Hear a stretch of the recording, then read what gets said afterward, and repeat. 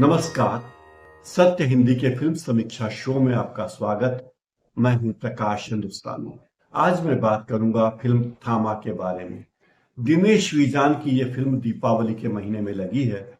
आमतौर पर दिवाली के महीने में वैसी फिल्में लगती हैं जो भरपूर एंटरटेनर होती हैं। इस फिल्म के बारे में भी प्रचार तो बहुत कुछ किया गया था, लेकिन ये फिल्म वैसी ही है, खोदा पहाड़ और निकला थामा। क्योंकि इस फिल्म में जो कल्पना है, जो कहानी बुनी गई है, वो अजीबो गरीब ही है। फिल्म में बेतालों की कहानी बताई गई है। फिल्म के अनुसार बेताल वे होते हैं जो घने जंगलों में रहते हैं, अजर अमर होते हैं, इंसानों का खून पीकर जिंदा रहते हैं, जानवरों का मांस खाते हैं और इंसानों से बहुत नफरत करते हैं। लेकिन इस फिल्म में एक बेताल की इंसान से नफरत के बजाय मोहब्बत की कहानी है। अंतर यह है कि वो मोहब्बत करने वाली बेताल महिला है, रश्मिका मंदाना है, और वो आम आदमी जो नागरिक है वो आयुष्मान खुराना है।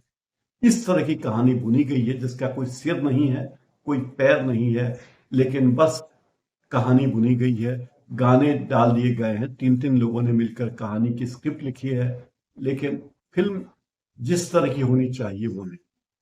बताता चलूं कि ये फिल्म जिस व्यक्ति ने बनाई है वो है जिसने पहले मुंजिया, स्त्री, इस तरह की फिल्में बनाई है।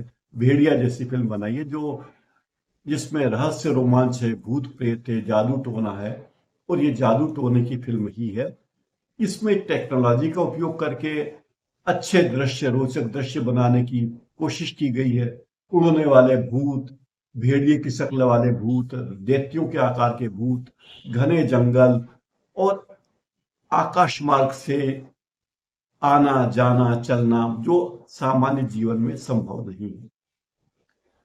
ऐसा क्यों है कि बॉलीवुड वाले जंगलों के बारे में जब भी बात करते हैं तो वे भूत प्रेत की बात करने लगते हैं, देवी देवता की बात करने लगते हैं।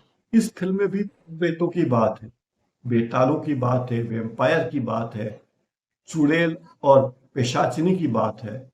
लेकिन इसमें जब आदिवासियों की बात करते हैं तो उन भूत पिशाचों में भी ब्राह्मणवाद के लक्षण बता दिए गए। यानी उनका भी एक ऐसा पंडित है जो राक्षस है, जो पिशाच है। वो श्लोक पढ़ता है तो किसी आदमी के हाथ में जंजीरें बन जाती है, हथकड़ी लग जाती है। वो श्लोक पढ़ता है तो जंजीरें गिर जाती है। यानी ये कौन सी टेक्नोलॉजी फिल्म वालों ने खोजी है, ये तो वही बता। इस फिल्म के दो तीन डायलॉग मुझे बहुत अच्छे लगे। एक डायलॉग तो ये कि सबसे ज्यादा जहर तो इंसानों में होता है। 100% सच्ची बात है। हम देख भी रहे हैं कि इंसानों में जहर सबसे ज्यादा होता है, लेकिन परालौकिक शक्तियां, प्रेम और तमाम बातें जो इस फिल्म में दिखाई गई है, बकवास के अलावा कुछ भी नहीं। इस फिल्म में कलाकारों की अच्छी खासी टीम है। आयुष्मान खुराना जैसे प्रतिभाशाली कलाकार हैं, नवाजुद्दीन सिद्दीकी हैं, दक्षिण की रश्मिका मंदाना है, परेश रावल है, वरुण धवन है, जैसे बहुत सारे कलाकार हैं। लेकिन उन सारे कलाकारों की प्रतिभा का उपयोग फिल्म में नहीं किया गया है, क्योंकि कहानी ने उन सभी कलाकारों की प्रतिभा को खत्म कर दिया है। एक लचर कहानी किस तरह से एक फिल्म का सत्यानाश कर देती है, ये अगर देखना है तो इस फिल्म को देखा जा सकता है। इस फिल्म का दूसरा सबसे बुरा भाग है इसका पार्श्व संगीत, बैकग्राउंड स्कोर। इसका बैकग्राउंड स्कोर भी इतना घटिया है, इतना भाभा कूटे वाला है कि आपको संवाद ही सुनाई नहीं दे। आपको कैसा लगे अगर इतनी सुंदर अभिनेत्री रश्मिका मंदाना बड़े बड़े नाखून लेकर किसी का खून पीती हुई नजर आए, आसमान से उड़ती हुई नजर आए, जिसका दिल नहीं धड़कता हो, और वो अपनी पूरी प्रेम प्रजाति के खिलाफ जाकर एक आदमी से मोहब्बत करने लगे। ये फिल्म की कहानी की थीम है, लेकिन ऐसा फिल्मों में ही हो सकता है और दिनेश विजान की फिल्मों में ही हो सकता है। आम फिल्मों में ऐसा संभव नहीं है, न आम आदमी की जिंदगी में संभव। फिल्म के निर्देशक ने, कहानीकारों ने एक नया शब्द गढ़ा है, बेताल। यानी पेशा पिशाचों के लिए एक शब्द गढ़ा है, बेताल। हमने बेताल 25वीं फिल्म देखी है, बेताल की कहानियां देखी है, विक्रम और बेताल की सीरीज पढ़ी है, देखी है, और चंदा मामा में बेताल की कहानियां भी पढ़ी है। राजा विक्रमादित्य जिस तरह बेताल के साथ रहते हैं, वो कहानियां भी बहुत चर्चित हुई हैं। लेकिन इस फिल्म में एक नई ही कहानी गढ़ी गई है जो बेताल को लेकर अजीबोगरीब कहानियां हैं। मुंजिया फिल्म के डायरेक्टर आदित्य सरपोतदार इस फिल्म के निर्देशक हैं और उन्होंने वैसे ही प्रयोग किए हैं जैसे मुंजिया में किए हैं, यानी हॉरर, रोमांस, कॉमेडी। और उनका कॉकटेल इतना तीखा है कि ये दर्शक के गले नहीं उतरता। दर्शक को लगता है कि ये कैसी फिल्म है, ये कैसी वेम्पायर है जिसका प्यार भी हत्यारा है, जो दिल चुरा लेता है लेकिन दांत दिखाकर खून पी जाती है, ये कैसी हीरोइन है।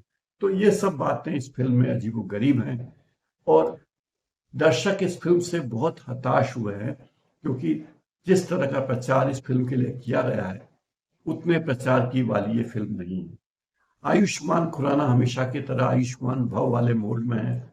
वे मर नहीं सकते क्योंकि उनका नाम ही आयुष्मान है। और इस फिल्म में अगर कोई वेम्पायर उनसे मोहब्बत करने लगे जिसका नाम ही ताड़का हो, तो ताड़का जिससे प्यार करे वो आयुष्मान कैसे मर सकता है। तो फिल्म में भी आयुष्मान मरता है।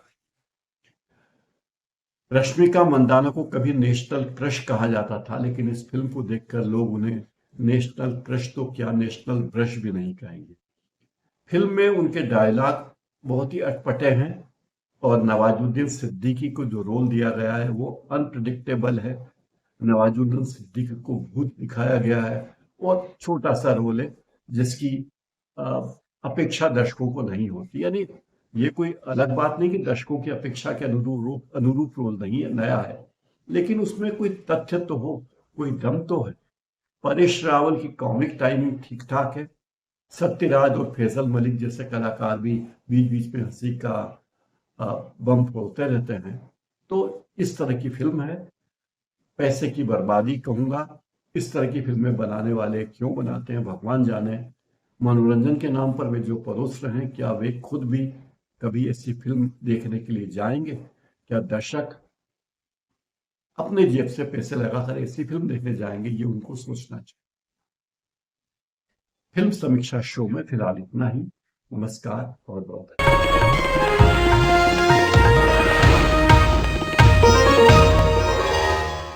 Copyright disclaimer under Section 107 of the Copyright Act 1976. Allowance is made for fair use for purposes such as criticism, comment, news reporting, scholarship, and research. Fair use is a use permitted by copyright statute that might otherwise be infringing.